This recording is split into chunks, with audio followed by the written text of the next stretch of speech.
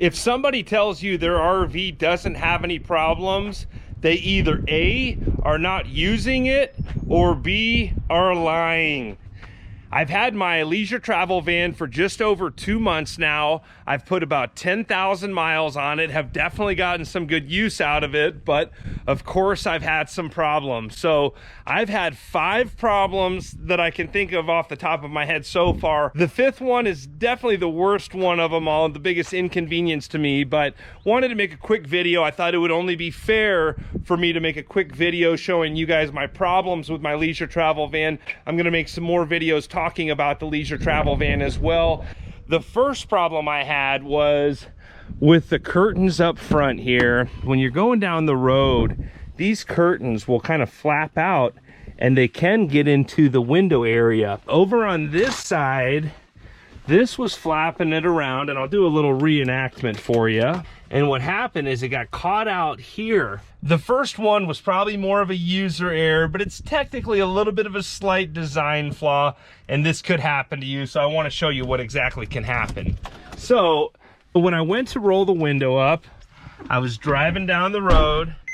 I was paying attention to the road, and I rolled the window up. Oh yeah, look at that. It's pulling it up there. I'm going to, so it must be getting hooked there somehow. So I'm gonna undo that Velcro just so I don't create any more problems. Basically what happened was the curtain got caught in the window. Well, I didn't realize it was caught because I came around to this side and it was just caught in the window like that.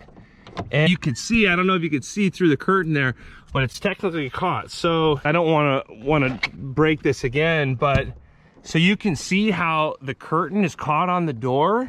I didn't realize that that curtain was stuck in the door, and I opened it, which actually ripped the curtain right here. So actually about 4 or 5 of these little plastic things ripped out.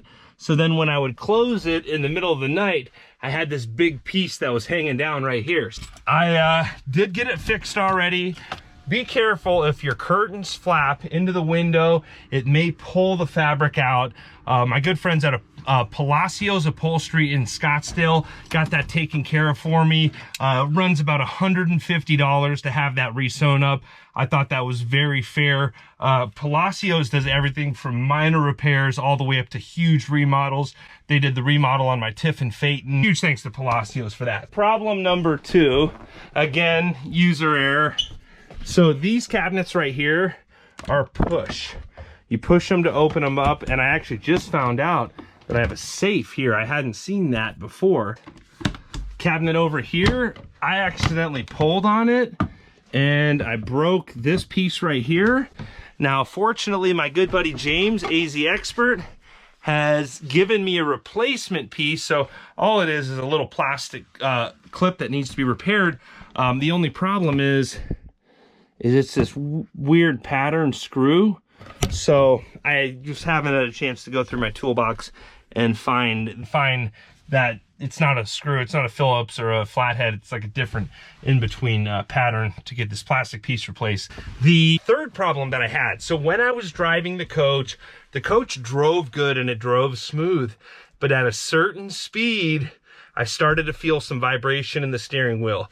Now, this is very common in Mercedes Sprinter vans. If you look on the leisure travel van forums, a very common problem. Now, I knew that this coach had 2019 date code tires on it, so pretty fresh rubber on it, and it had an alignment. I had seen I had seen the receipt from the Mercedes dealership where it had been about 6 months before I bought it, new tires and aligns.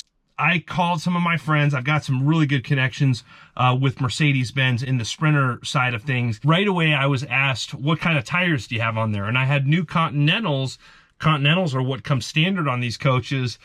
I was told, take those off, put a fresh set of Michelins on it all the way around. The van should drive really nice. So I did as I was told. I was out in Bradenton, Florida when that happened. My buddy Brad over at the Motor Coach store got me set up with a tire shop right down the street from there. I think it was going to be about $1,500, and I grinded them down to about $1,400 for a fresh set of Michelins. And I got to show you guys this. So you always got to test the date codes when you get a new fresh set of tires.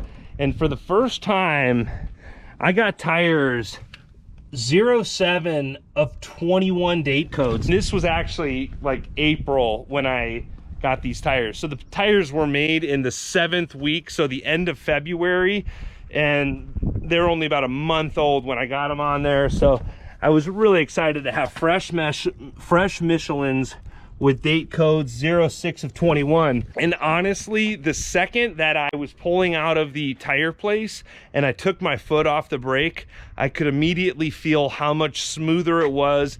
It definitely made it a much smoother ride. It was like having a new pair of shoes on. And then that vibration in the steering wheel at 70 miles an hour, totally gone. So as weird as that is, new tires, Continentals, and a balance didn't fix it, but fresh new Michelins got rid of that steering wheel wobble.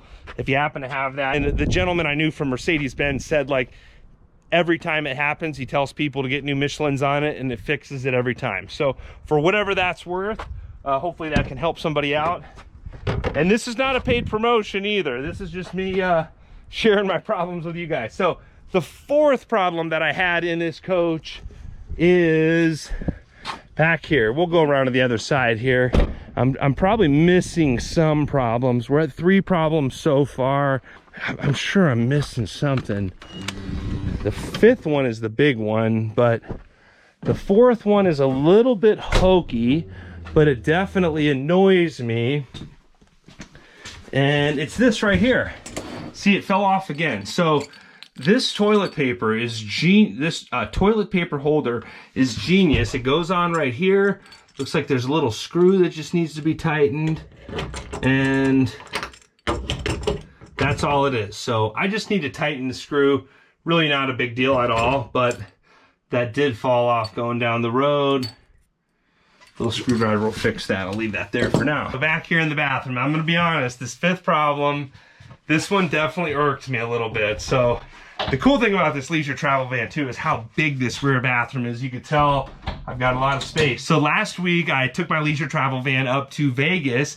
I was hanging out with Dean Laux and Nancy, doing all kinds of cool stuff in Vegas, and we had a real busy day. Dean and I were out washing his bus, polishing the Range Rover, putting a ceramic coating on it. And I needed to take a shower because we had a dinner reservation, and we didn't leave a lot of time on the table. Dean Laux is a productive guy. We use every minute of the day. So I went to take a shower here, and nothing. So that irked me. Now, I'm not hooked up to city water, and I'm just gonna show you guys right now what I'm going through. I'm gonna turn the pump on. Oh, I gotta turn the house batteries on first. I just picked this coach up from storage here.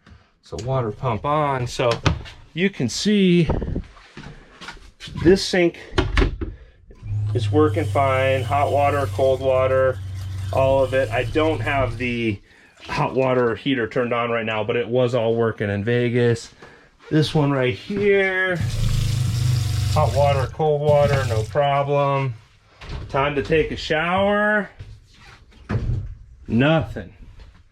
Nothing. You could hear that pump working, but so I called my buddy James, AZ Expert. James was helping me troubleshoot it. I was in such a hurry in Vegas that I just went and used the showers over there at Oasis RV Resort in Vegas. It was a cool resort where they allow Class Bs. It's not a Class A only resort, so that was cool to stay there.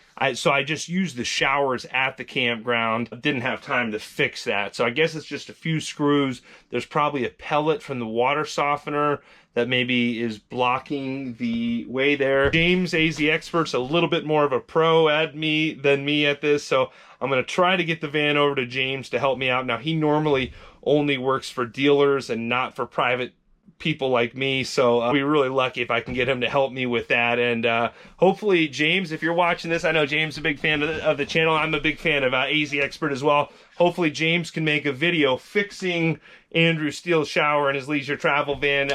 It'd be cool to see exactly what's wrong with it. But right now, 5 problems going on. I'm gonna make another video comparing this coach to my Class A and other RVs.